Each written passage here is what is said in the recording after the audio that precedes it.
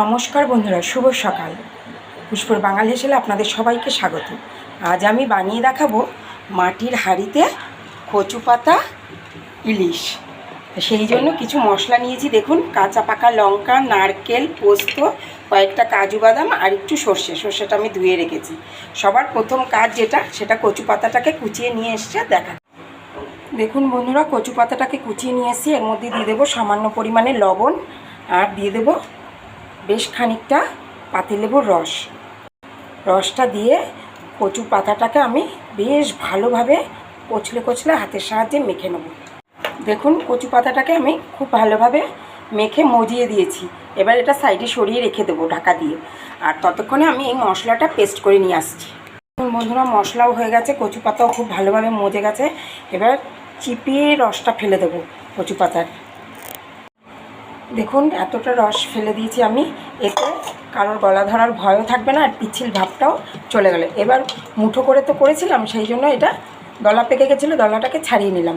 নিয়ে এই যে পেস্টটা করেছি, পেস্টটা পুরোটা দিয়ে দেবো। পেস্টটা করার সময় আমি পরিমাণ মতন একবারেই লবণ দিয়ে দিয়েছি, আর আমি এখন লবণ দেব না। এবার এর মধ্যে দিয়ে দেবো পরিমাণ মতন হলুদ গুঁড়ো। লবণ কিন্তু বন্ধুরা আমি আগেই দিয়ে দিয়েছি, আবারও বলে দিলাম। আর দিয়ে দেবো আন্দাজ মতন সর্ষের তেল দিয়ে এবার মাছের পিসগুলোও দেবো, আর সঙ্গে কাঁচা পাকা লঙ্কাও দেবো। দেখুন বন্ধুরা, দিয়ে হাঁড়ির মধ্যেই আমি মশলার সাথে তেলের সাথে মাছ, কচু পাতা একসাথে মিশিয়ে ফেলবো। দেখুন বন্ধুরা, মশলার সাথে মাছ আমি খুব সুন্দরভাবে মাখিয়ে নিয়েছি। এবার ওপর থেকে দিয়ে দেবো মশলার বাটি ধোয়া জলটা। বেশ খানিকটা পরিমাণেই জল দিলাম, যেহেতু এটা মাটির হাঁড়ি আর আগে কখনো রান্না করিনি, তার জন্য না ঝোলটা তাড়াতাড়ি একটু টেনে নেবে, তাই আমি একটু পরিমাণে বেশি জল দিলাম। গ্যাস জ্বালিয়ে আমি কিন্তু মাটির হাঁড়ি বসিয়ে দিয়েছি গ্যাসের ওপরে। আর এবার ওপর থেকে পরিমাণ মতন সর্ষের তেল দিয়ে দেবো। তেলে কিন্তু কৃপণতা করলে এই রান্নাটা ভালো লাগবে না। এইবার এরকম মাপের একটা ঢাকনা দিয়ে আমি ঢাকা দিয়ে দেবো। একদম ঘড়ি ধরে 5 মিনিট ফুটিয়ে নিলেই রেডি হয়ে যাবে আমাদের মাটির হাঁড়িতে কচু পাতা ইলিশ। পুরো ঘড়ি ধরে 5 মিনিট হয়ে গেছে বন্ধুরা। চলুন দেখি কেমন হলো আমাদের কচু পাতা ইলিশ মাটির হাঁড়িতে।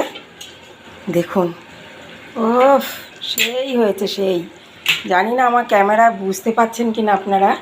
এই সময় আমি গ্যাসটা অফ করে ওপর থেকে একটু কাঁচা সর্ষের তেল দিয়ে দিলেই রেডি হয়ে যাবে আমাদের মাটির হাঁড়িতে কচু পাতা ইলিশ। এইভাবে বানিয়ে গরম গরম ভাতের সাথে সব পরিবারে উপভোগ করবেন। ভালো থাকবেন, সুস্থ থাকবেন, দেখতে থাকবেন পুষ্পর বাঙাল হেসেল। ফিরে আসছি পরের ভিডিওতে।